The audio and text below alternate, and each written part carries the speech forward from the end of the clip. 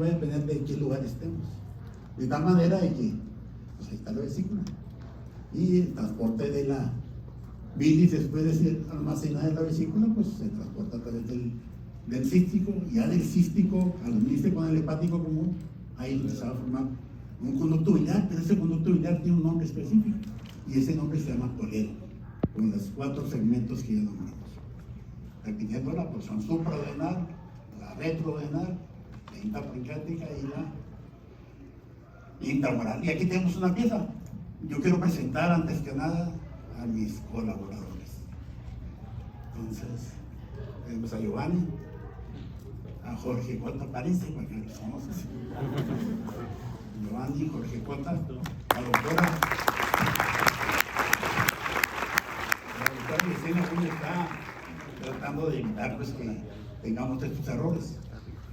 Entonces, a veces la experiencia hace que hagamos ciertas alternativas, pues tener la primera alternativa, la segunda, la tercera, la cuarta, para evitar precisamente que haya errores. Allá está la doctora saludándolos. Y mi hijo, no sé si vino, César, que es el anestesiólogo. Entonces, forman parte, si se fijan, aquí está. Este es un trabajo de nuestra propia autoría. Entonces, el doctor aquí, su servidor, la doctora, mis hijos, o sea, yo les digo así, en son de broma, que en vez de darles su domingo, mejor les doy trabajo. Y les pago bien, pues. O sea, uno está en anestesiólogo, otro está de ayudante, otro está de técnico en el equipo de la torre de la paroscopía, y los demás me ayudan en la cirugía. Y también mis alumnos, ahí están a ver, o sea, cómo mis alumnos son los que me ayudan en la cirugía. Del primer día de clases ya a la semana ya algunos están ayudándonos como segundo, tercero, cuarto ayudando. Ahorita van a pasar inclusive unos de 5º año ahí que están ahí haciendo un video que me sorprendieron. Muy bien, entonces ahí está la anatomía. Vamos a ver de las variantes, por eso a veces es difícil tener un diagnóstico de certeza. ¿Por qué? Porque puede haber múltiples variantes anatómicas. Entonces necesitamos saber las variantes anatómicas. ¿Por qué? Porque a veces el dolor no está tan claro. A veces el dolor, lo común es que el dolor de la vesícula biliar se encuentra en el cuadrante superior derecho, siempre y cuando el abdomen lo dividamos en cuadrantes. Como dijo el doctor, siempre igual, también lo dividimos en regiones, y son 9 regiones. Entonces necesitamos saber qué órganos se encuentran en cada región, para tener mejor idea de qué enfermedad puede tener ese paciente. Entonces vamos a ver una serie de variantes anatómicas. Y aquí la doctora y Giovanni están haciendo disección de una vesícula, el cual tiene una serie de alteraciones anatómicas que vamos a ver. O sea, toda pieza que quitamos nosotros, no nada. Hacemos ahí la autopsia, hacemos la disección, abrimos la pieza con el fin de detectar qué otra alteración pudiera haber. Ahorita van a ver algunos pacientes que tienen cálculos en la vesícula, pero además tienen cáncer. Si la abrimos nosotros durante el transoperatorio, ahí mismo le podemos hacer una cirugía complementaria para tratar de dejar a ese paciente con un mejor pronóstico. Vamos a hacer la cirugía ampliada y tratar de resolver. Fíjense, aquí tenemos una vesícula y acá vimos ahora, hace que será unos 5 meses, una paciente que me mandó un médico general que tiene su ultrasonido y nos mandó litiasis vesicular, pues me llegó a mí, entonces hicimos un ultrasonido y no encontraba la piedra. Entonces la mandé al radiólogo, entonces dijo, pues el índice de errores o de diagnósticos también, o sea, tiene una incidencia, por eso los estudios complementarios no son 100% seguros.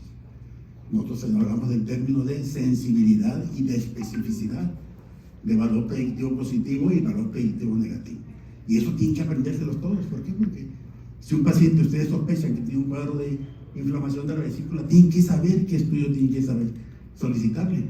¿Cuál es el que tiene mayor sensibilidad? Ahorita vamos a hablar de él. ¿Y cuál es el que tiene mayor especificidad? Pero también un valor predictivo positivo y también un valor predictivo negativo. Entonces aquí estamos viendo. Esta paciente que le estaba comentando tenía un cálculo, pero sí tenía una vesícula en gorrofílico, así como los gorritos del Santa Claus, y en el extremo distal o en el fondo tenía el cálculo ahí. Entonces yo miraba excremento, pero como tiene un proceso inflamatorio, pues a veces no encontramos este hito que ya nos habían reportado. Y como yo he operado muchos pacientes que nos han mandado con colelitiasis, cálculos en la vesícula, y que ya puede abrir la vesícula, no tiene nada, están sanos. Entonces eso sucede en algunos centros donde a veces van a hacer los estudios complementarios y realmente no son confiables.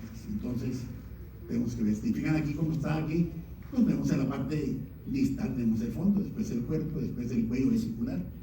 Estoy hablando de los términos nuevos de acuerdo a la Asociación Internacional de Terminología que se fundó en 1992. Entonces hay términos que hay que cambiar.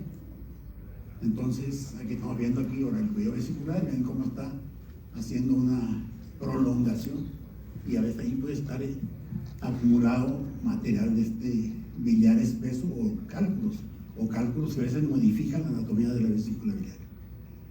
Y tenemos, por ejemplo, aquí una vesícula doble. Nosotros tenemos 3 casos operados de vesícula doble. Ahorita van a ver uno de ellos, va a ser un caso clínico donde operamos a la paciente, nos habían reportado una sola vesícula, la operamos y la paciente al mes nos regresa porque tenía otra vez dolor en el cuadrante superior derecho.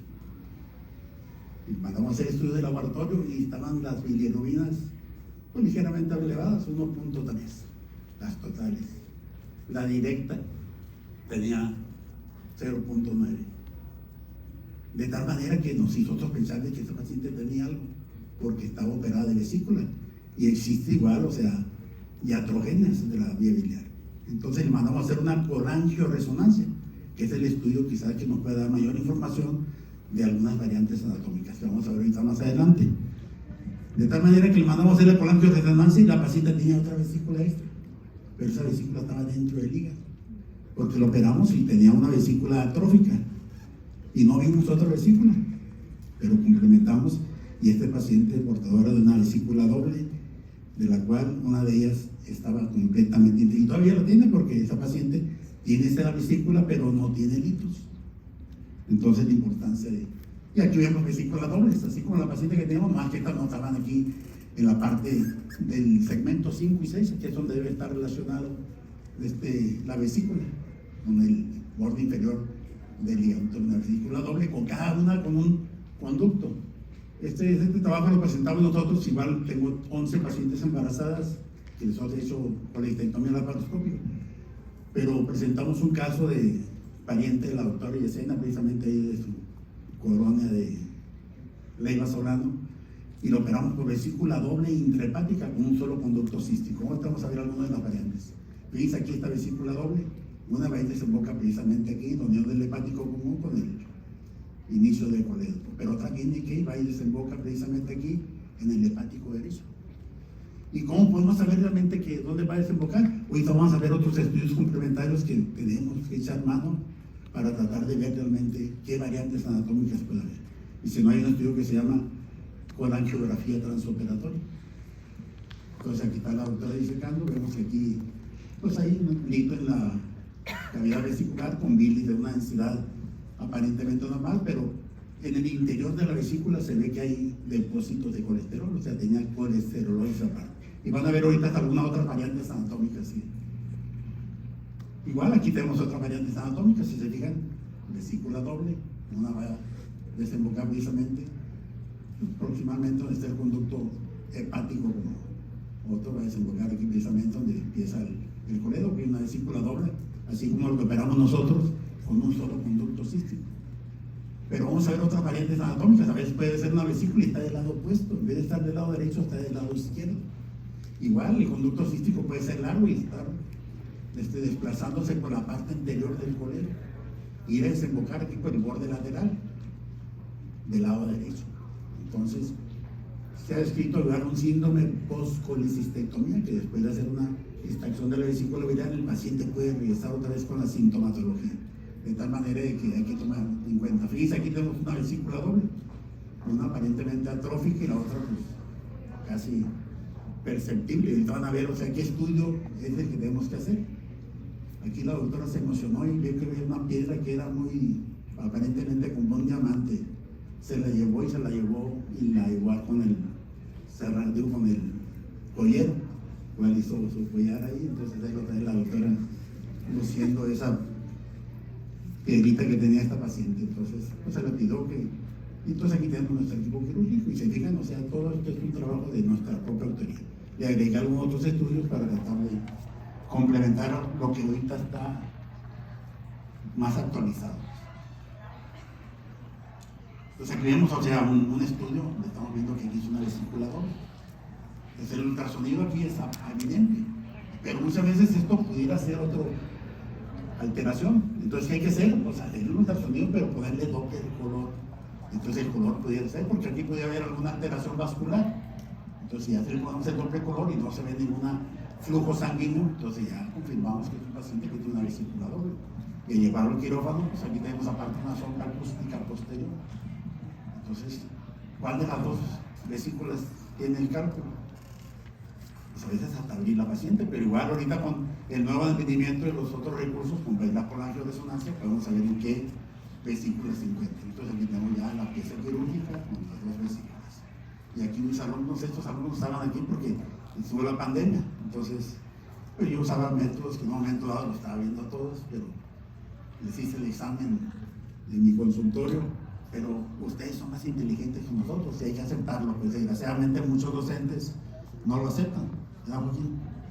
Entonces, ¿qué hice? Pues ellos, al hacer el examen, después de terminar el examen, pues ya tenían cumpleañeros cada grupo y me llevaban a María Bonita, entonces pues todos pasaron. Entonces son muy organizados, pues. Entonces aquí vamos a ver lo que es una colecistitis. Colitis, ustedes saben que es inflamación. Entonces, colecistitis es la inflamación de la vesícula. Y la causa más frecuente de inflamación de la vesícula es la presencia de cálculos, es alrededor del 95%. Vamos a ver más adelante la escala de Parkland. La escala de Parkland es muy importante, ¿por qué? Porque de acuerdo al proceso inflamatorio que tenga la vesícula y las cosas que se le agregan, como adherencias o desperforación, tenemos que hacer una clasificación de Parkland. Y de acuerdo a esa clasificación, tenemos que darnos una idea más o menos de lo difícil o lo fácil que pudiera ser una cirugía. Pero al momento de estar operando realmente el escenario real es cuando ya estamos adentro del quirófano.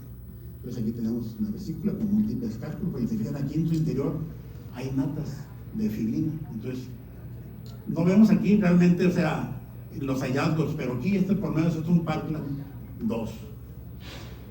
Entonces aquí vemos una vesícula necrosada, perforada, entonces es un Parkland 5. Ahorita vamos a ver una diapositiva bien todas las escalas de Parkland y los grados de cada una de ellas para que se den cuenta qué importancia tienen para tratar de, después de hacer la cirugía, explicarles a los familiares y al mismo paciente. Y lo ideal es que todo se grabe. Entonces aquí tenemos en qué pacientes es más frecuente o qué factores en un momento dado pueden predecir o pueden hacer que un paciente tenga la formación de cálculos en la vesícula. Lo vemos más frecuente sobre todo en mujeres, y sobre todo en mujeres que son multíparas. ¿Por qué? Porque en el proceso de embarazo los estrógenos favorecen alteraciones en el metabolismo del colesterol.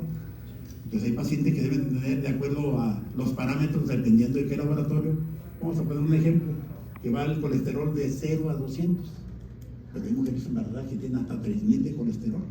Entonces eso favorece la formación de pequeñas arenillas, y esas se van uniendo, abonado a un proceso inflamatorio y problemas de vaciamiento, pues van a hacer que deformen cálculos.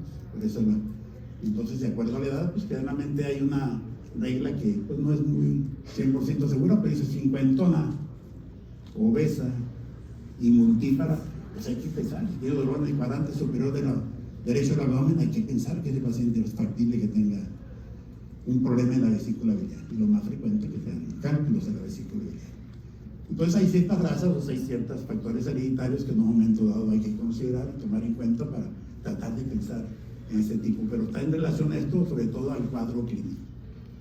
Cuando hay pacientes que tienen pues, un sobrepeso o una obesidad, también son factores en un momento porque sube el colesterol, que pueden favorecer la formación de cálculos. Y cuando la gente se pone a dieta, igual, baja en forma rápida de peso, pues también hay un problema metabólico y hace que se formen cálculos en la vesícula, asociado también a problemas de disfunción de la vesícula biliar.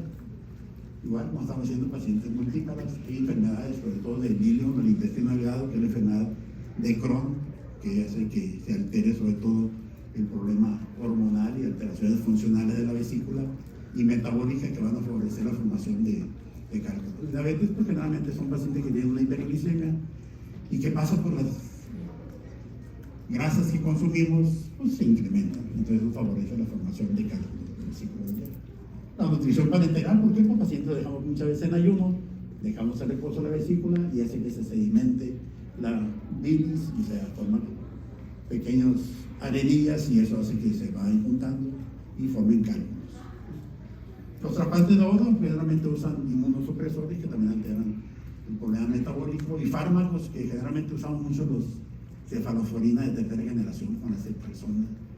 Pues hay muchos problemas de obesidad y problemas metabólicos, utilizamos también de estatinas, también que favorecen la formación de cálculos. Entonces hay que considerar esos tipos de alteraciones. Fíjense muy bien, o sea, generalmente Estados Unidos es el país que, por lo menos en América, tiene mayores estadísticas, y es que ahí a cualquier individuo que fallece hace la autopsia. Entonces ellos generalmente tienen una estadística más completa, pero más o menos la prevalencia en Estados Unidos es alrededor del 10 al 15% de pacientes que llegan a tener cálculos en la vesícula biliar. Y generalmente esos cálculos se hacen por estudios complementarios. Un ultrasonido sería un estudio a veces de escrutinio. Entonces el ultrasonido a veces cuando se llega a realizar como estudio de escrutinio puede encontrar cálculos en la vesícula biliar, ese paciente está sintomático. Entonces ahí hay mucha controversia. Si hay un paciente que tiene cálculos en la vesícula biliar, si tiene síntomas o si no tiene síntomas. Ahí cuando no tiene síntomas es la controversia, ¿hay que operarlo o no hay que operarlo? ¿Por qué? Porque muchos pacientes que tienen cálculos en la vesícula biliar te encontraron como hallazgo. Y si estamos hablando de Estados Unidos, pues allá todos los que fallecen le hacen autopsia.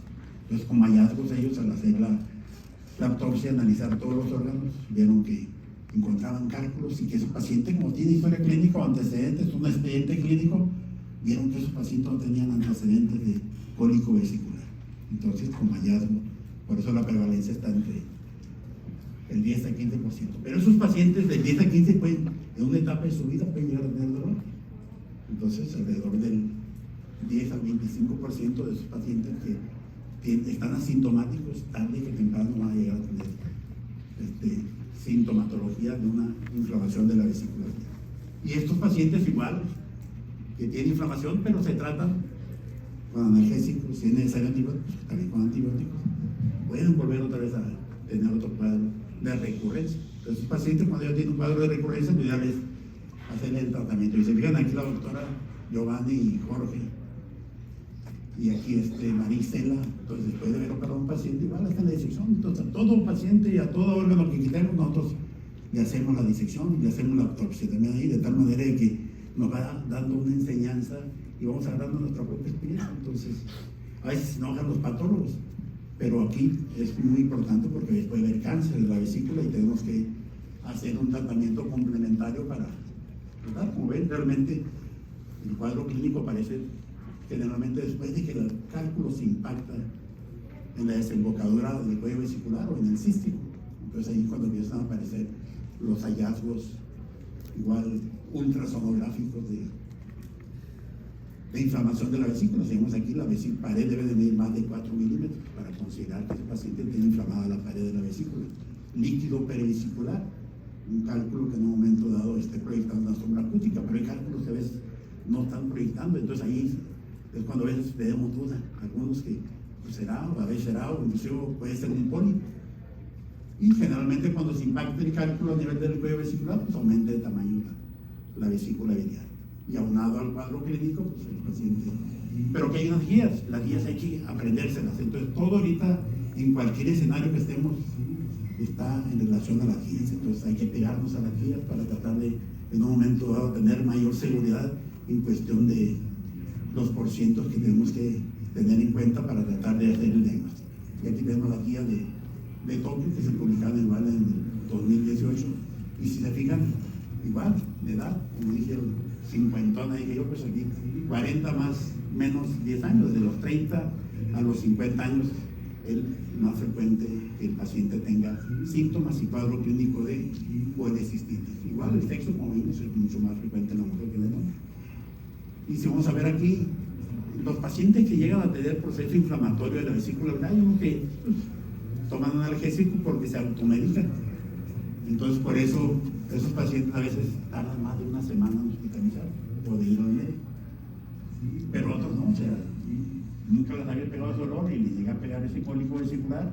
Entonces, hay pacientes precisamente que se hospitalizaron, alrededor del 43% primera semana que les pegó ese COVID. Y vemos aquí una serie de datos clínicos que ahorita los vamos a ver en las guías más bien específicas, cuando hay signos inflamatorios locales, hay signos inflamatorios sistémicos, de tal manera que vamos a ver aquí cómo en las guías de Tokio, fíjense el signo de Murphy. A ver, doctora, si podemos correr aquí el video, por favor. Pues aquí estamos ante con un paciente igual que tuvo una pancreatitis, igual lo operaron 3 veces. Entonces ya no le cobramos la consulta, digo, queremos que si nos permites hacer una exploración para más o menos tener un simulacro del signo de Murphy y se den cuenta ustedes cómo hay una palpación precisamente en el borde costal del lado derecho, el paciente se le hace que inspire y al momento de inspirar si tiene un cuadro inflamatorio que va a interrumpir la inspiración. Entonces el dato de Murphy y ahí es cuando puede estar positivo o negativo. Entonces aquí se fijan, alrededor del 61% de los pacientes tienen signo de Murphy positivo y el resto negativo. Vamos a ver aquí. Fíjense, a pesar de que el paciente tiene dolor en el cuadrante superior derecho, pero muchas veces la vesícula está intratorácica, entonces ahí no logramos palpar. Entonces la palpación no hay un proceso inflamatorio relevante, entonces alrededor del 25% se puede palpar la vesícula cuando hay un proceso inflamatorio.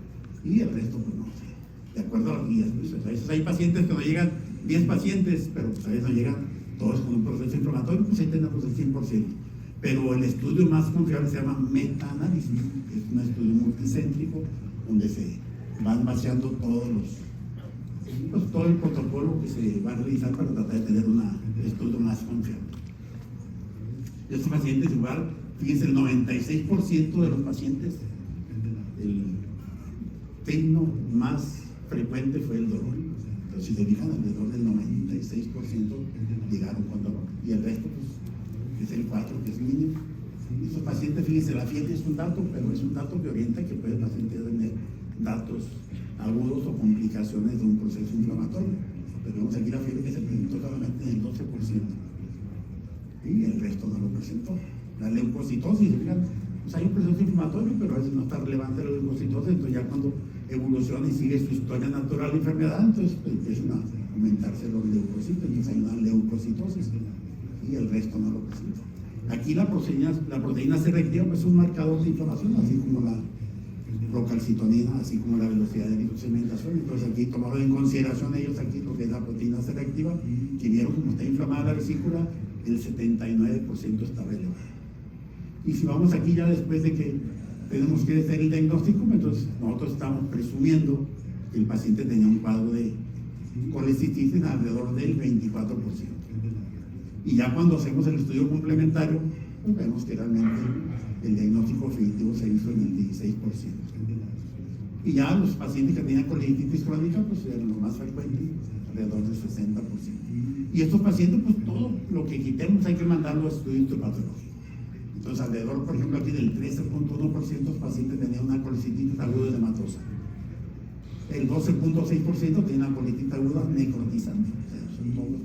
Y acá, los pacientes generalmente llegan con dolor, se programan, son cirugías selectivas, entonces el reporte histopatológico fue de colecitis crónica, pues que se reagudizó. Entonces hay inflamación, entonces hay migración de los leucocitos y así que en el reporte histopatológico nos reporten. Y ya en la cirugía de esos pacientes que se hizo, fíjense, el 45% de los pacientes tenían colecitis aguda edematosa, el 22% tenían colecitis aguda supurativa, ya está más complicada, y el 33% generalmente la más frecuente en los pacientes que se operan de la colecitis crónica. Y pues esto generalmente, este tipo de dolores generalmente va asociado al consumo de grasas. O sea, el paciente, una pozole, un menudo que tiene antecedentes de litiasis vesicular, vamos a ver que el paciente a veces se le acentúa el dolor. Y estos generalmente dolores isopolíticos mejoran con los analgésicos, por eso el paciente a veces no se hospitaliza o le deja el dolor porque mejoró para otra ocasión. Pues. Pero igual hecho el diagnóstico, lo ideal es que se atiende el paciente. Igual puede ir acompañado de otros síntomas en relación a todo eso que dijo el doctor Silva, en relación a la inervación que tiene y cómo se van a activar una serie de neurotransmisores, pues, pero en relación precisamente a la inervación somática, a la inervación visceral y a la inervación parietal que tienen estos órganos. Vamos a ver que aquí el 25% de los pacientes o sea, tienen síntomas, se les quita el cólico vesicular en ese momento, pero vuelven otra vez a ingresar porque desarrollan otro cuadro de colecistitis. Si se fijan aquí, muchas veces, depende del escenario, no tiene otro estudio complementario usted más que una placa simple de abdomen, pero tienen que saber realmente en cuánto por ciento de una placa simple de abdomen se pueden ver calcificaciones, que es alrededor del 10 al 15%. O sea, a veces no hay que menospreciar, pero si tienen alcance o algún otro estudio que tenga mayor sensibilidad y especificidad y que sea mano de él. En este caso sería el ultrasonido. Aquí vamos a hacer el ultrasonido y para pondremos los cálculos, la pared mayor de 4 milímetros, y a veces aumenta de tamaño, para ver líquido perivesicular. Si se fijan lo que le decía ahorita anteriormente, es muy importante tratar de hacer una disección de la pieza que quitamos. ¿Por qué? Porque afortunadamente ha sido alrededor de 3 pacientes y uno de ellos lo operamos, tenía un cáncer de la vesícula. O sea, al momento de hacer la disección, vimos ahí está la pieza quirúrgica con un cáncer. Aquí no sé si afortunado o desafortunadamente esa lesión estaba en la pared libre, la que no estaba adherida al segmento 5 ni 6 del hígado. Entonces aquí están las guías, donde cuando vamos a hacer un diagnóstico, pues hay signos locales y hay signos sistémicos, así como aquí hay los estudios complementarios para confirmar el diagnóstico. Entonces, ¿para qué nos sirve las guías de toque? Pues para hacer diagnóstico, para evaluar la gravedad del paciente, pero también para establecer el tratamiento. Ahorita vamos a ver los signos locales de inflamación. Los signos locales de inflamación, ya vimos el signo de Murphy y la masa palpable. Entonces, pero para ver si sigue la evolución de la historia natural de la enfermedad, vamos a ver que el paciente pues, puede asociarse a una fiebre. Y para la proteína C reactiva, pues se eleva porque sigue el proceso inflamatorio, y aquí los leucocitos igual también se incrementan. Entonces, estos 3 datos son signos sistémicos de inflamación. Y ahorita van a ver que al momento de hacer toda esa suma de signos locales, signos sistémicos y los estudios complementarios, vamos a hacer un diagnóstico. Y pongan atención porque muchas de estos datos que estamos diciendo van a venir las preguntas que van a ser candidatos a premios. Si se fijan aquí la imagen, los estudios de imagen, el primer estudio de elección porque tenemos a la mano y ahorita es la herramienta que muchos médicos ya contamos con él. ¿Por qué? Porque en la cama del paciente podemos explorarlo con un ultrasonido o con otros estudios complementarios, pero el ultrasonido es muy amigable y ya todos los ultrasonidos portátiles igual ahora con inteligencia artificial podemos usarlas y complementarlas con otra serie de herramientas.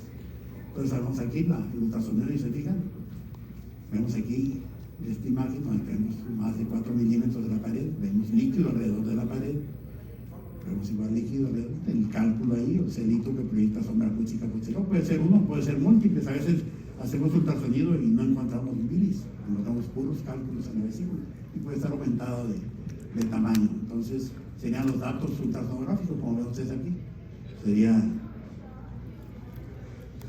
el aumento de tamaño de la vesícula biliar, el aumento del espesor de la pared, uno o múltiples cálculos que proyectan sombra acústica posterior, y a veces dependiendo de la fase en que se encuentra el grado de inflamación, que ahí también podemos usar la clasificación y los grados de Parkland que vamos a ver ahorita más adelante.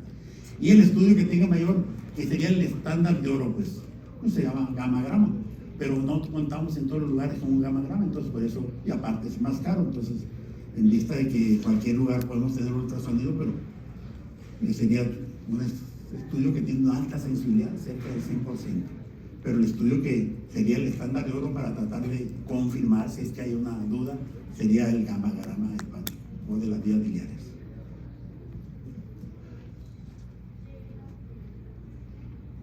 Entonces aquí vemos como cuando hay signos locales y signos sistémicos, pues tenemos una sospecha diagnóstica. Pero si a esto le complementamos los estudios de imágenes, entonces los signos locales, los signos sistémicos y los estudios complementarios, pues tenemos un diagnóstico definitivo y vamos a ver las sensibilidades es de 91.2%, pero la especificidad de que realmente tenemos la confirmación de que es una vesícula que está inflamada y que tiene cálculo será 96.9%. Aquí lo que explicaba el doctor Silva, entonces esta imagen dice más que 1000 palabras. Toda la inervación que tenemos en nuestro cuerpo deriva de la médula espinal. Bueno, también del cráneo, los pares craneales. Pero de tal manera, si nosotros sabemos el arco reflejo, vemos aquí que la médula espinal, y la médula espinal, pues está una sustancia gris en la parte interna y una sustancia blanca. Entonces aquí de la médula espinal se hacen las raíces posteriores, que son sensitivas, y las anteriores, que son motoras. Y de ahí se unen para formar lo que es el nervio espinal. Entonces, ¿por qué? Es muy importante que, de acuerdo a la inervación visceral que está dado por el sistema nervioso autónomo, sepan por qué el dolor que se presenta en tal región tiene también un dolor de tipo visceral. Vamos a ver aquí la vesícula.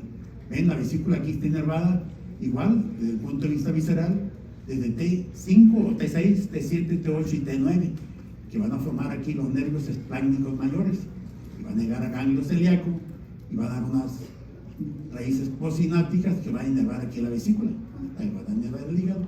Entonces, fíjate muy bien. Entonces aquí también se van a venir los dermatomas, que serían las ramas anteriores. Entonces los dermatomas que van a formarse T5, T6, T7, T8 y 9, van a inervar también aquí la pared costal, donde se encuentra también ubicada en esta región la vesícula biliar. Por eso el dolor de la vesícula biliar va y se irradia precisamente aquí en el cinturón, en el cuadrante superior derecho y hacia la espalda. Y en ocasiones se irradia precisamente aquí, porque el diafragma también está inervado por los dermatomas igual que T5, T6, T7, T8 y T9. Entonces, por eso el diafragma junto con el nervio frénico pues se origina de C3, C4 y C5, si no me deja mentir el doctor de Israel. Entonces también va a ocasionar que el dolor se irradie hacia el hombro del lado derecho. Entonces ahí está el mecanismo por qué se irradia el dolor. Entonces aquí vamos a ver ya desde el punto de vista qué estudio es el que tiene mayor sensibilidad y especificidad para hacer el diagnóstico. Estamos viendo que el ultrasonido tiene una sensibilidad del 95% y una especificidad del 95% también. Entonces aquí, cuando estamos precisamente en la pandemia, no vino mi hijo, pero él compró un ultrasonido inalámbrico. Y el familiar venía en el transcurso del camino y él ya estaba viendo el ultrasonido, se enlazó, no sé cómo se le daría, pero él estaba viendo el ultrasonido que nosotros le estábamos haciendo a su mujer, y su mujer la que tenía la vesícula doble, intrahepática. Entonces le quitamos la vesícula, Giovanni dijo, no, pues ¿por qué? Si ya le quitamos la vesícula, ¿y cómo es posible que...? Pues lo que pasa es que pensamos que tenía antecedentes de cirugía de vesícula y dije, a lo mejor le hicimos una iatrogenia, o sea, le hicimos un daño a ese paciente, pero no tenía síntomas ni signos que en un momento sustentaran eso. Entonces, en vista de que las pruebas de función hepática salieron un poquito elevadas, sobre todo las bilirrubinas, nos consensamos ahí con Jorge, Giovanni, la doctora, cuál sería el estudio. Entonces hicimos una colangioresonancia que ahorita van a ver ustedes. De tal manera que ahí estamos haciéndole el ultrasonido igual, inalámbrico, y estamos teniendo ahí la tablet, de tal manera que estamos viendo ahí la vesícula con litros, es la vesícula más superficial que tenía. Entonces, la otra no la vimos, o sea, porque es una vesícula atrófica. Entonces, como ven ustedes aquí, igual en ultrasonido, como se ve aquí, la vesícula aumentada de tamaño, el litro que proyecta sombra acústica posterior, el espesor de la pared mide más de 4 milímetros y líquido perivesicular.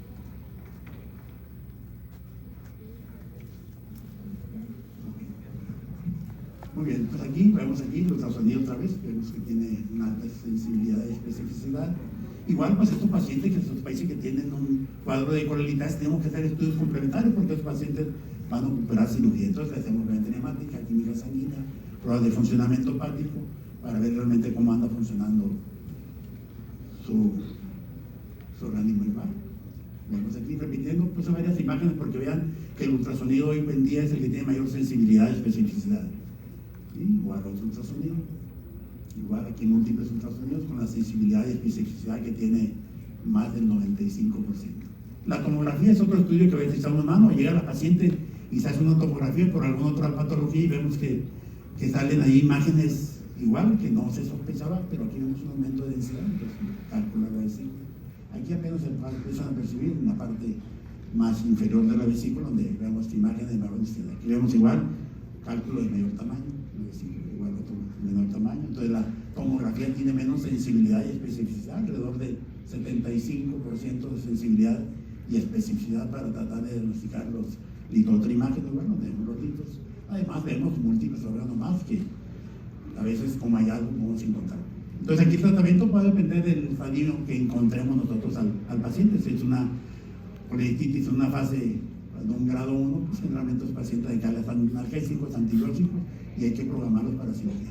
En la fase 2 también agregarle antibióticos, analgésicos y también cirugía. Ya si están complicados, pues esos pacientes de urgencia hay que operarlos. Y de acuerdo a los hallazgos, pues hay que hacer la cirugía. Entonces, todo el tiempo hay que hacer diagnóstico diferencial. Pensamos que el paciente pues, tiene dolor en el cuadrante superior derecho, pero usted tiene que saber todos los órganos que se encuentran en el cuadrante superior derecho para tratar de hacer, y también los órganos que se encuentran en la parte inferior de emitora del lado derecho. Entonces ahí tenemos que hacer todos estos diagnósticos diferenciales. Me voy un poquito más rápido para tratar de... Pues aquí vemos a nuestro coordinador, somos parte del equipo donde estamos operando una vesícula. Igual vemos cómo en vez de hacer una incisión del tamaño que se requiere, o sea, hay que hacer la incisión del tamaño que se requiere para solucionar el problema. Entonces aquí estamos viendo la cirugía de ese paciente. Este es un caso muy interesante, un caso clínico de un paciente de 38 años de edad que tenía cálculos en la vesícula, músico, pero aparte tenía un tumor en el segmento 6 del hígado, el lóbulo derecho del hígado. Entonces aquí, trabajo de equipo, ahí está el doctor Silva, no sé si lo alcanzan a ver. Aquí está el radiólogo, el doctor Mario Grijalva, y está la doctora aquí, Yesenia. Entonces, paciente hicimos una biopsia, igual, ya era un ultrasonido. O sea, por ahí van a ver el ultrasonido donde se veía la lesión. Entonces, el reporte patológico reportó que era una granuloma y una lesión benigna. Ahí está el ultrasonido donde vamos la lesión que se encuentra. Entonces, ahí es lo que se usa hoy en día. Entonces, todo esto es la escala de Parkland. Tenemos que saber, o sea, en un momento dado, de acuerdo a la escala de Parkland, las dificultades técnicas que podemos tener. Si se fijan, una vesícula aparentemente normal, pero tiene cálculos, sería Parkland 1. Parkland 2, cuando hay pequeñas adherencias aquí en el cuello vesicular. Parkland 3, cuando hay adherencias en toda lo que es la vesícula, pero hay un proceso inflamatorio y está hiperémica y puede haber líquido perivesicular. Y acá en la fase 4, igual, hay adherencia en toda la vesícula biliar, pero puede haber alteraciones igual en la morfología, un síndrome de Mirici. Ya en el grado 4, pues vemos aquí las vesículas igual adheridas, que a veces no se alcanzan a ver porque el aumento, se llama aumento hoy, no se llama piplón. O sea, cuando se hace una cirugía se llama aumentectomía, no se llama epipronectomía. Entonces hay que usar los técnicos actuales. De tal manera la terminología actual. Entonces se llama aumentectomía. Entonces por eso el aumento se encuentra aquí encapsulando toda la vesícula que está perforada, necrosada, sería el grado 5 de Parkinson. Entonces, de acuerdo a esos hallazgos, pues nosotros vamos a ver, aquí vamos a ver una serie de complicaciones. Si fijan, esto sería un Parkland 3, inflamada, adherida. Ese tiene un Parkland 5, es una vesícula igual perforada, necrosada. Vamos a ver, igual un Parkland 5, una vesícula toda perforada.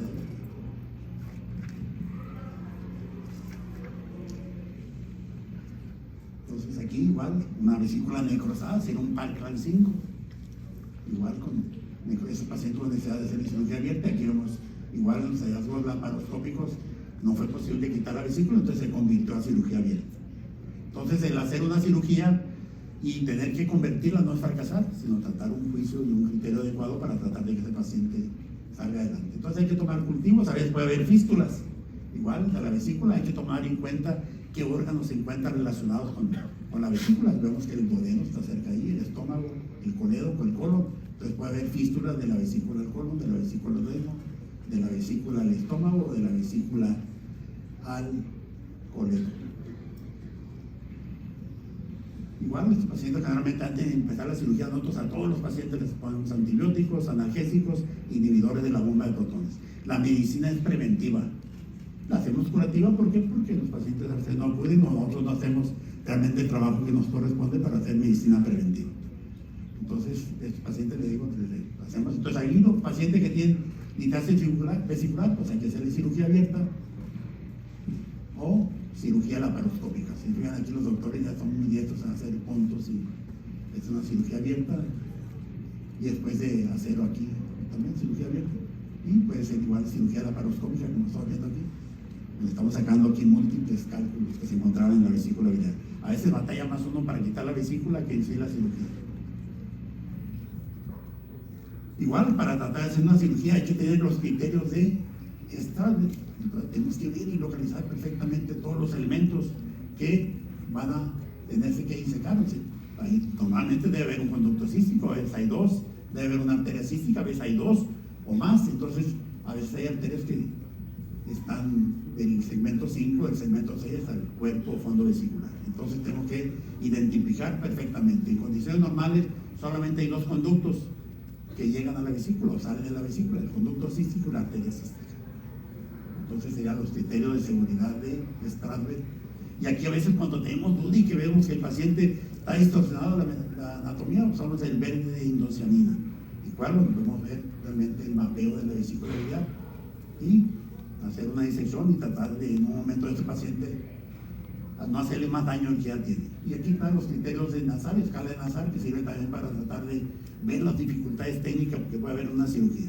Si es una, por ejemplo, un proceso vesicular inflamatorio tipo Parkinson 1, pues va a ser una cirugía fácil, como se dice, pero ya es una cirugía, un proceso inflamatorio cuando hay necrosis, una peritonitis, pues ya es un grado 5 de dificultad técnica.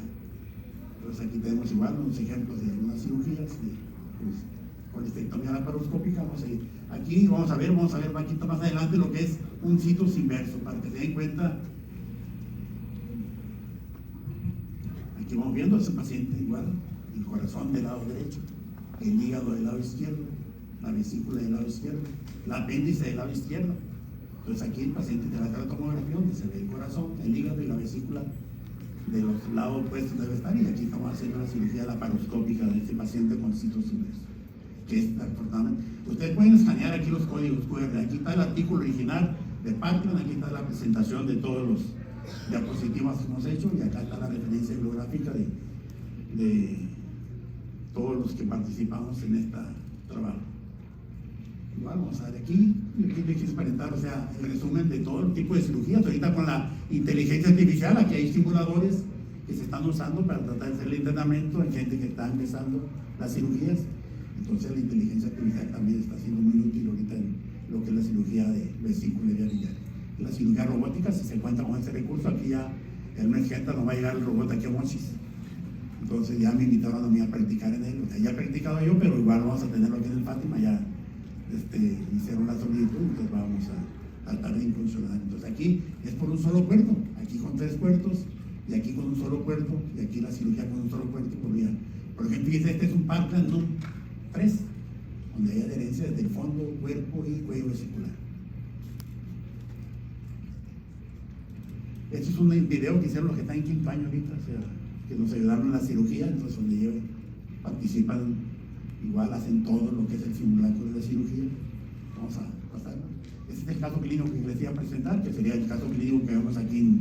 Este caso lo presentamos en el Congreso Internacional de Cirugía y también con el Congreso Nacional, que son, yo tengo 11 pacientes embarazadas que he operado de la vesícula biliar, 3 en el primer trimestre, 2 en el segundo trimestre y 3 en esta paciente de 30 años de edad, y se detecta cálculos en la vesícula biliar. El feto ahí, pero ¿qué pasaba con el feto? No tenía el peso que debía de tener de acuerdo al tiempo de embarazo. Tenía 7 meses de embarazo, pero había una desnutrición en útero de este paciente. De tal manera que, pues, y aparte esposa de médico, pues tenemos aquí ya los hallazgos laparoscópicos, tenemos aquí el hígado, la vesícula biliar, pero fíjense acá cómo es el fondo del útero pegando aquí a la vesícula. Esta paciente tenía 7 meses de embarazo. Y aquí las heridas que tenía. Y este caso es un caso que acabamos de operar, es un abuelo de un alumno de nosotros, Axel. De tal manera que aquí es el estudio que nos puede orientar más en las malformaciones congénitas. Se fijan aquí, el hepático común y el colédoco casi están del mismo tamaño de esta vesícula. Entonces un paciente que tenía una vesícula parcialmente intrahepática, igual, y atrófica. Y con defectos de llenado tenía 4 cálculos. Aquí vamos a ver, el colangio, pancreatografía endoscópica retrógrada, donde había 4 cálculos, este está aquí arriba y el otro está acá. Entonces no se pudieron sacar los cálculos y el paciente en él hicimos cirugía abierta. Entonces aquí está la cirugía, pero, o sea, después de 1 hora de estar insistiendo en tratar de extraerle aquí, nos dijo Mía, no, doctor, ya déjenlo, por favor, ya le sacó 3 piedras, ahí están los cálculos todos machacados ahí, entonces, pues le podíamos ver, es una endoscopía, una colangioendoscopía, pero igual el cálculo está impactado, no entraron aquí ni las ondas que nosotros usamos para extraer el cálculo, entonces le dejamos ese cálculo para no estar maltratando y le hicimos esta colangiografía a través de la sonda en T, donde vimos que había ese cálculo residual. Entonces el paciente ahorita lo canalizamos con un gastro que o va a pretender con otro tipo de recursos que son como la litotripsia para tratar de fragmentar esos cálculos. Pues yo les agradezco quitarlos el equipo y mis alumnos que no sé qué premios van a ganar hoy. Muchas gracias.